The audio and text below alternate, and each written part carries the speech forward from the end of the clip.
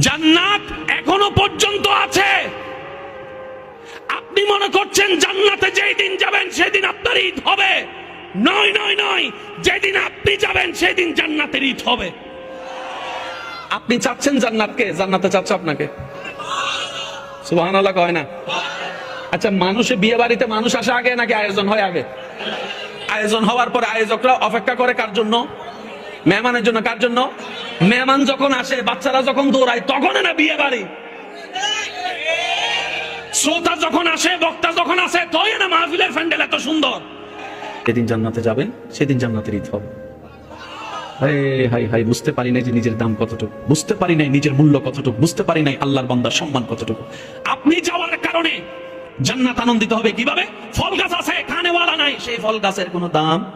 ঘর আছে, থাকবে বলা নাই, সেই ঘরের কোনো দাম। যেদিন আপনি যাবেন জান্নাতে, জান্নাত খুশিতে আত্মহারা হয়ে যাবে।